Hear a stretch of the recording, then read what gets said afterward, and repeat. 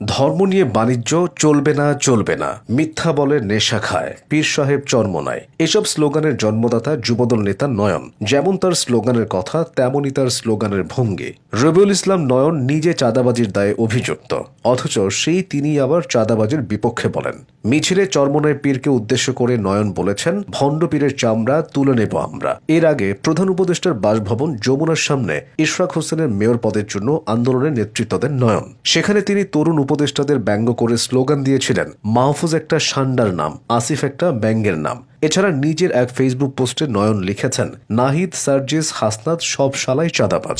নয়ন মূলত ঢাকা মহানগর দক্ষিণ যুবদলের সদস্য সচিব। সামাজিক যোগাযোগ মাধ্যমে জামায়াত শিবির, চরমোনাই ও এনসিপি সহ সব দলের বিরুদ্ধে তাকে সরব দেখা যায়। এনসিপিকে তিনি কিংস পার্টি বলেন, জামায়াতকে রাজাকার বলে পাকিস্তানে পাঠাতে চান। রবিউল ইসলাম নয়ন আওয়ামী লীগ পতনের পরপরই বেপরোয়া হয়ে ওঠেন। তার বিরুদ্ধে দখল ও চাঁদাবাজির নানান অভিযোগের পর ইসলামী ব্যাংক দখলেরও অভিযোগ ওঠে। অভিযোগ উঠেছিল এসালম গ্রুপের হয়ে মোটা টাকার বিনিময়ে নয়ন ও তার অনুসারীরা এই ব্যাংক দখলে ভাড়াটে হিসেবে কাজ করেছে।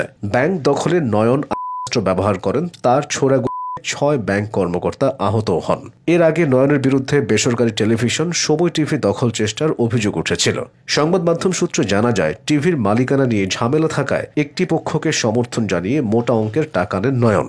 এভাবে প্রত্যন্ত অঞ্চলের এক নিম্ন মধ্যবিত্ত পরিবারের সন্তান হয়েও আওয়ামী লীগ পতনের মাত্র কয়েকদিনে দখল আর চাঁদাবাজি করে কয়েক কোটি টাকা কামিয়ে নেন তিনি। ফলে খোদ নিজ দলের মধ্যেই নানান বিতর্ক হয়েছে তাকে ঘিরে। তবে ক্ষমতা আর প্রচ্ছন্ন ছায়ায় তার অবস্থানটা আরো শক্তিশালী হয়েছে।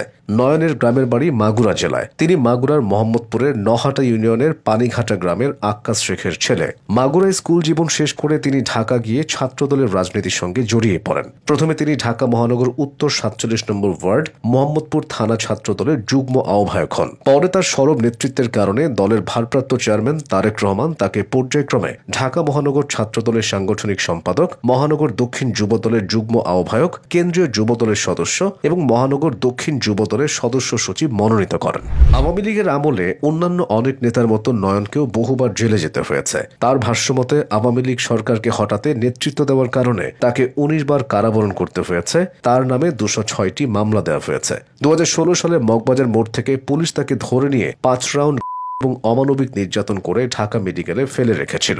পরে নয়নকে উদ্ধার করে হাসপাতালে ভর্তি করা হয়। একটু সুস্থ হওয়ার পর পুলিশ আবার তাকে গ্রেফতার করে এবং বিভিন্ন মেয়াদের রিমান্ড নিয়ে শারীরিক মানসিক নির্যাতন করে। অতীতে বহু প্রতিকূলতার মধ্য দিয়ে যাওয়া সেই নয়ন এখন নিজেই যেন অন্যদের জন্য প্রতিকূল হয়ে উঠছেন। রবিউল ইসলাম নয়ন ঢাকা মহানগর দক্ষিণ যুবদলের সদস্য সচিব হন 2023 সালের আগস্টে। পরের 1 বছর আওয়ামী লীগের দাপটে তিনি সেভাবে ভূমিকা রাখতে পারেননি। 2024 সালের 5 আগস্টের পর সবকিছু বদলে যেতে থাকে। সরকার পরিবর্তনের পর খোলস ছেড়ে বেরিয়ে আসেন তিনি। শুধু বিরোধী দলগুলোতে নয়, নিজ দলের ভেতরে তিনি সমালোচিত হয়েছেন। 2025 সালের 28 মে রাজধানীর নয়াপল্টনে বিএনপির 3 অঙ্গ সংগঠন ছাত্রদল, যুবদল ও স্বেচ্ছাসেবক দলের যৌথ আয়োজনে অনুষ্ঠিত হয় তারুণ্যের সমাবেশ।